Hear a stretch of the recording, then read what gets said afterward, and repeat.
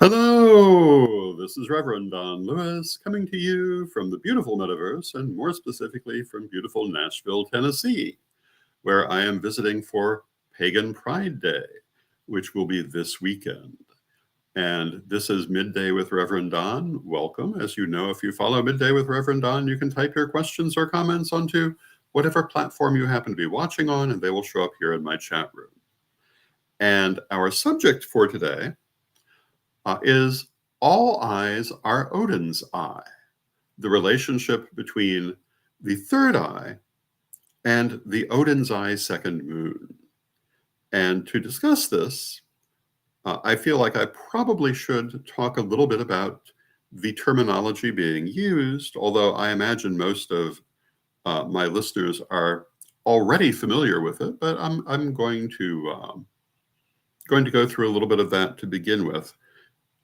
Odin's eye, in this case, refers to the temporary second moon currently orbiting the Earth. And hello to Antonio in the chat room. It's good to see you, Antonio. And of course, it also refers to Germanic legend and the far-seeing eye of the god Odin, which he sacrificed to gain cosmic wisdom from the well of Erd.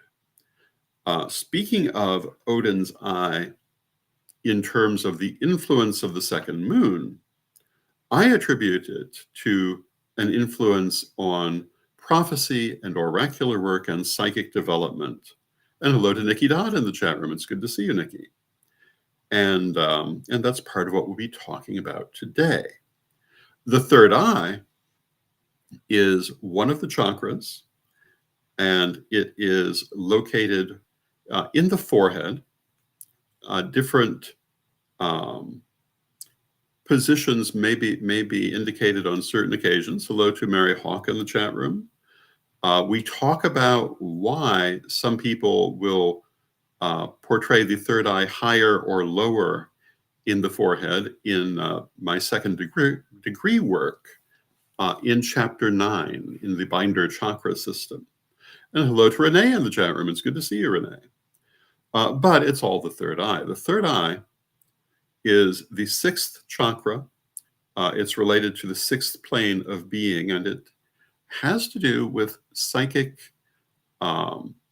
messaging, clairvoyance, psychic awareness, particularly in visual ways. But it's generally associated with all kinds of psychism. Now, it's not the only chakra that is connected to psychic things by any means, but it's the one people usually think of. It also, because of the nature of Odin's eye, is the one most strongly connected to this situation. And today I wanted to talk about how we can attune ourselves to the energy of the Odin's eye in opening our third eye. And when we say open the third eye, what do we mean? And in this case, I mean having greater awareness and greater conscious use of the powers of that chakra. Now, I would say to you that all chakras are always in use, but that doesn't mean we're conscious of it. It doesn't mean we have conscious control over it. And when it comes to psychic things, most people don't. When we talk about the planes of existence, we talk about the fact that the so-called lower planes are those we've already mastered. The mental, the emotional, the physical, of which we have pretty much automatic knowledge. We don't have to work to be aware of those parts of ourselves or those parts of the world. The higher planes, the astral plane, the solar plane, the monadic plane, and the divine, we have to work to have consciousness of and interaction and conscious interaction with. Unconscious interaction is constant, but conscious interaction is another thing. And hello to Eric in the chat room. It's good to see you, Eric. I always say that magic is an art that everyone is practicing every moment that they're alive, unconsciously. When we start out to learn magic and also psychism, we're learning to do consciously what normally happens unconsciously. And of course, the difference between doing something consciously versus doing it unconsciously is that you can work to adjust it, you can work to build it, you can work to make sure that you're clear in what you're doing. Things that happen unconsciously are sometimes at cross purposes with what we think we want and what we think we're doing. So learning to do these things consciously is actually very important. And most of my writings over the years have dealt with how to do that. The third eye, for the purposes of interacting with the Odin's eye. And hello to Reverend Arlene, who is in the chat room, but it's good to see you, Arlene. When we speak of the third eye and Odin's eye, we're speaking in terms particularly of psychic messages, oracular work, and prophecy. And what is the difference between these things? Well, it's a matter of degree. But if you're not already somewhat familiar with how to do this 2-month period when we have the Odin's eye is a particularly good period to develop conscious control over it. And hello to Brenda in the chat room. It's good to see you, Brenda. Oh, and apparently Reverend Arlene is driving. So yes, please don't type into the chat room, Reverend Arlene, while driving.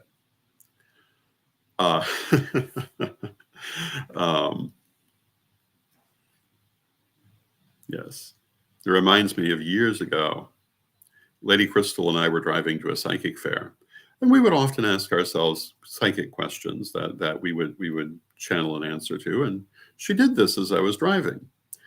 So I closed my eyes and started to answer, and she said, "Oh, no, we can ask this later."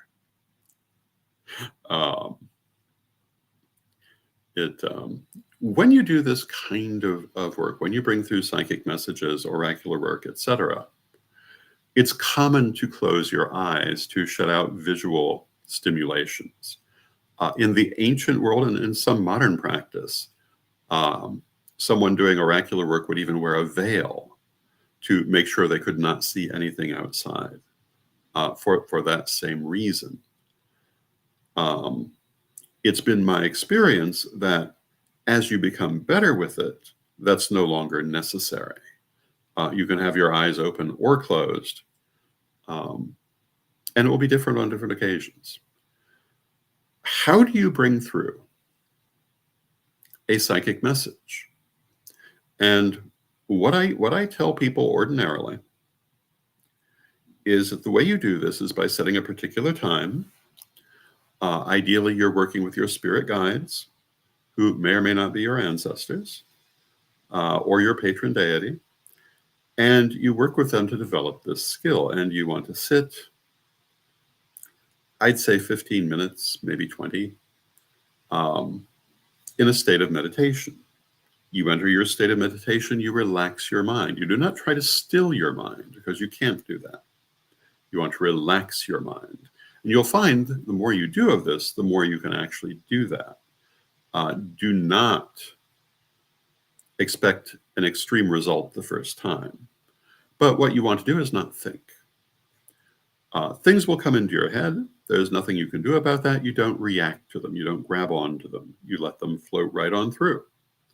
And what you'll find as you work with meditation in this way is that this is how you receive messages. They come into your mind. What you want to do is write down everything that comes through your mind without reacting to it, without analyzing it, without judging it. Write it down. And then when you're done, come back and look at it and ask yourself, is this a message? Is this imagination? Does this make sense? You can ask all those things after. But if you ask them while you're doing it, you'll shut it down. When you're doing it, you have to be a blank slate. And, I can tell you that when I first started learning how to do this work consciously, some of the things that would come through seemed ridiculous. or made no particular sense. And, big deal. Write them down. Come back to them later. One of the things I found when I came back later, in this case, several weeks later, is that some of those ridiculous things weren't ridiculous at all. In one case, it was years later when I realized what a particular thing meant. And when I realized it, it was profound. And I'll tell you what that was. When I first started doing spirit messaging, the very first things I got were images of flowers opening at hyperspeed. And if you remember old-fashioned stop-motion photography, that was one of the big things they used to do, show a flower blooming at high speed. Those were the images I first got. And it made no sense to me why I would be getting that. Years later, I found out this is a yoga exercise for opening the third eye. When I realized that, it was very, well, shall we say, very eye-opening. Because something I had always thought was rather random, or at best a test to see if I could get the message, was actually an exercise that I was being led through right at the very beginning. And you may find that things that don't make sense at first may later come to be just that important when you re-examine them at a different time. So sit for 15, 20 minutes. Hello to Black Crystal in the chat room. Write down whatever you get, or if you're lucky enough to be working with a partner, say it. That actually is the better course of action. Let the partner write it down. Or you might want to try recording it, but I will warn you that recording equipment will sometimes be disrupted by psychic energy. This is something, for example, we've noticed at the last couple of illustrations. Certain cameras were able to record, certain other ones were not. We're not even able to function. And hello to Ed Carr in the chat room. It's good to see you. But you want to record what you're getting. You want to be totally passive in getting it, but you can examine it afterwards. That is my normal advice for where to start this. And it's good to light a candle when you're doing that. The candle will give you excess energy to add to your own energy. It might even be good to light a couple of candles. And it's not just for decor. The burning of the flame will help to raise energy, just as we do in a circle, just as we do with energetic constructs. A flame by itself functions in this way. Now, what does Odin's eye have to do with this, and how can you involve Odin's eye in this? And because of the particular nature of Odin's eye, it stimulates these particular abilities. So what I'm going to ask you to do is, during this 2-month period, align yourself with that energy. Align yourself with the Odin's eye. Attune yourself to that energy. Use that energy to increase your own psychic abilities. Because this is one of those moments when the energies of the universe are going in a certain way. And you can hike right on with them and get extra mileage by going in the way that everything is moving. For developing psychic ability or strengthening it, this is an ideal period. There are astrological conjunctions that would have similar effects.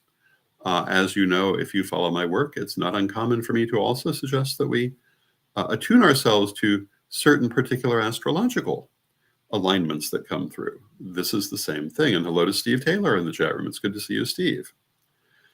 It's exactly the same kind of thing we do when we align with a particular convergence of one kind or another. It is attuning to the energy when the energy is moving in the right direction. It's also something we often do with our sabbats.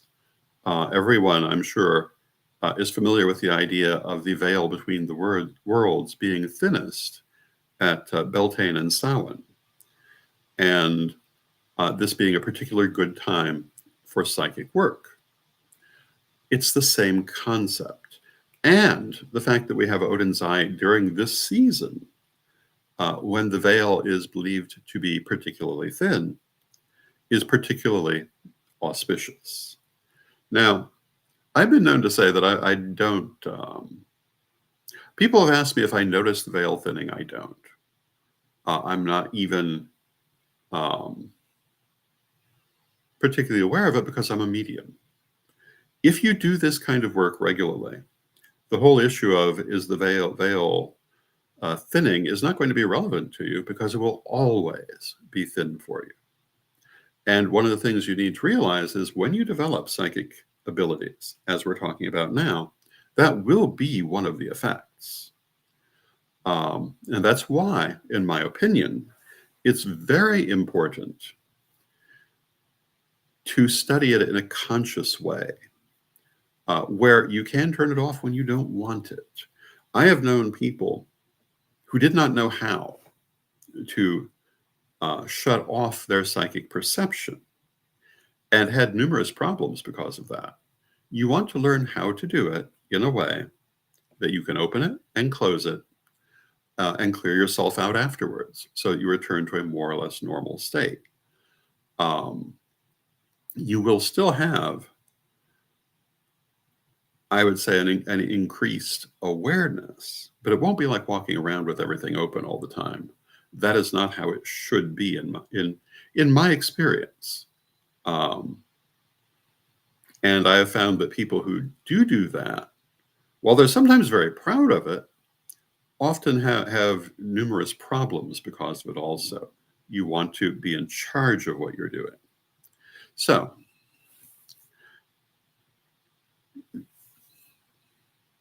what I'm going to do today, and we're at about halfway through our program, I'm going to lead you through a meditation to attune to the energy of the Odin's Eye. And you can use this at any point during the 2 months that Odin's Eye will be orbiting the Earth as our second moon. This is not the only meditation I'm going to give you, and there will at times be more complex things I will be doing to connect to this energy. But this is the place to start. So I want you to find a nice, comfortable position, except for Arlene, who's driving. Arlene, you must do this later. And begin by clearing and releasing all excess energy.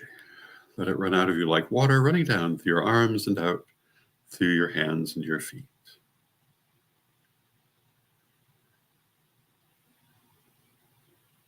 And take a moment to center yourself and become aware of your own energy. And in particular, become aware of your third eye in your forehead area. For some of you, it will be at the center of your forehead. For some, it may be either higher or lower, depending on how you've developed it. Feel your third eye and imagine a ball of white light in this area. A ball of beautiful, clear white light. And see that ball of light expand until it fills the chakra, and see it expand to be about a foot in diameter. And focus on this light, focus on this chakra.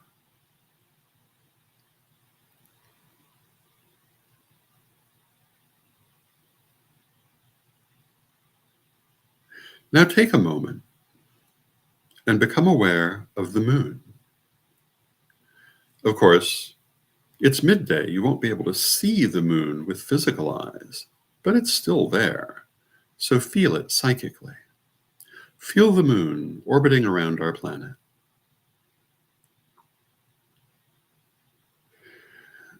And then feel for the second moon.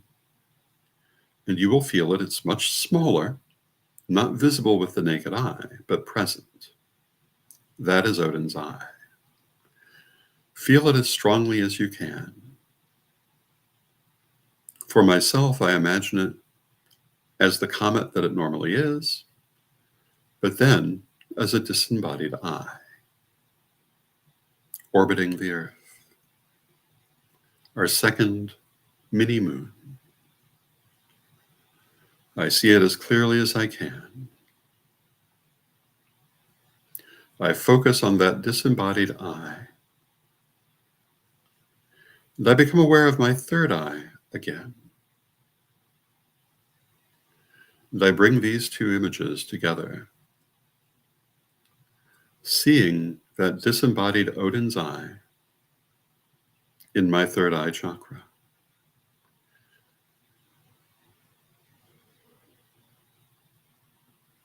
And behold, there is one power in the universe, and I am a perfect manifestation of that power. And as such, I attune my third eye to the Odin's eye. And I open the powers of clairvoyance, the powers of prophecy, the powers of oracular work more strongly within my third eye. And I see the eye become stronger and brighter in my vision. And I feel the chakra aligning to the planetary energy.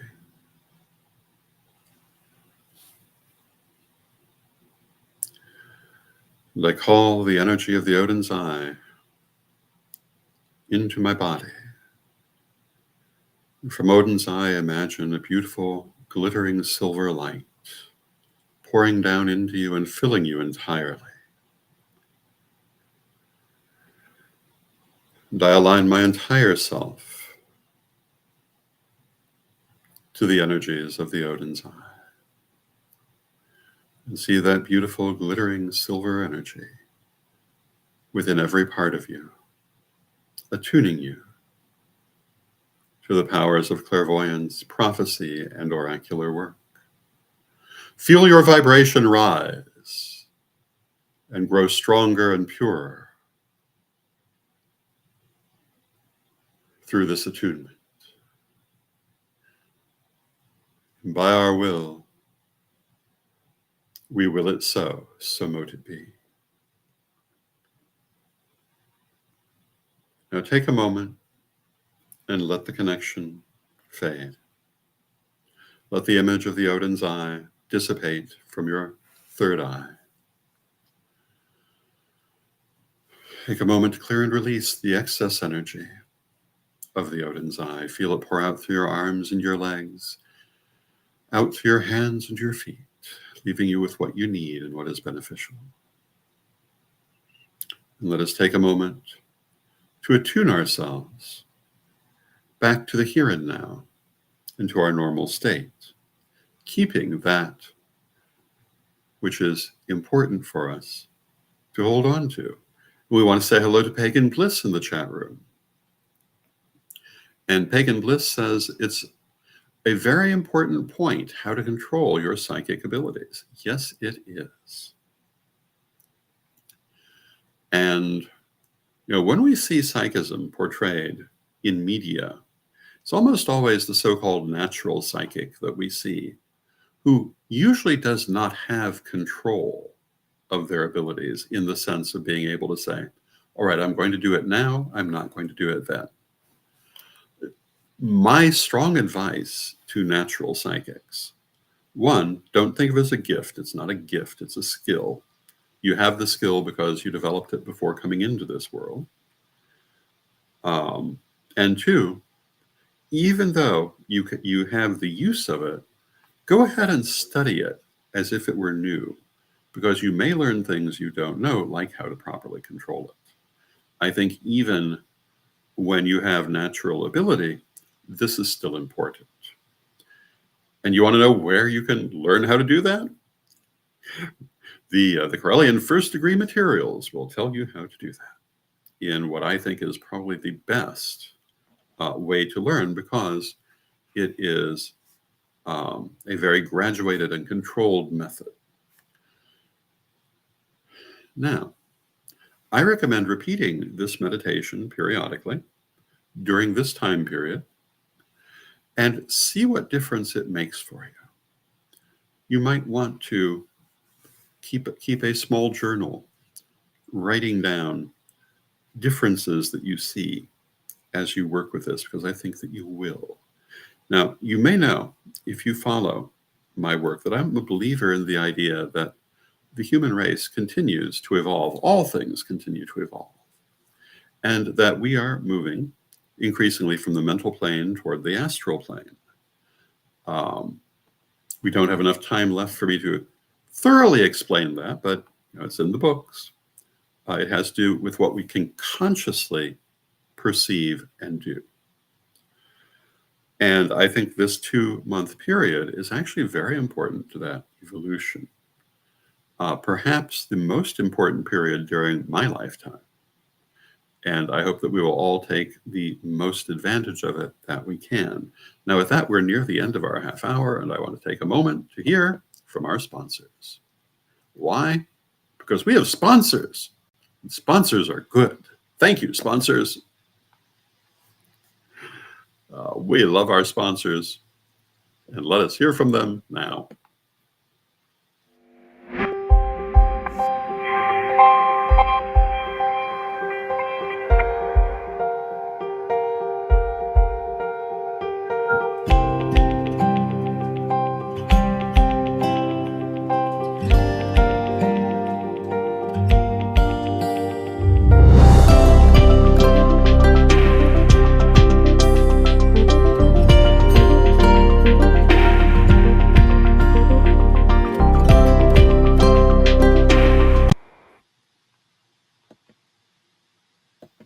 And thank you to Equinox Learning Hub.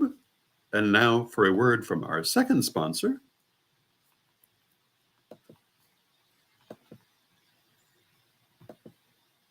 Our second sponsor is me.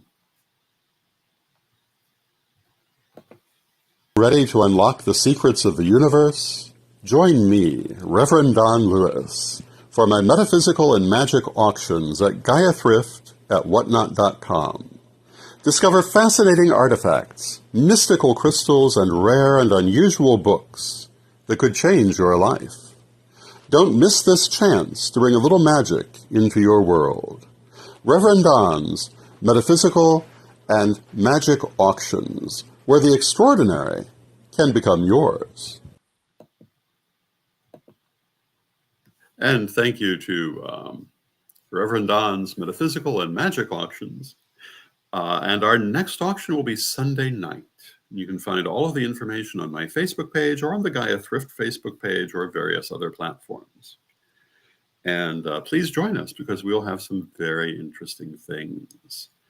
And I think you'll find that as we go, they get more and more interesting.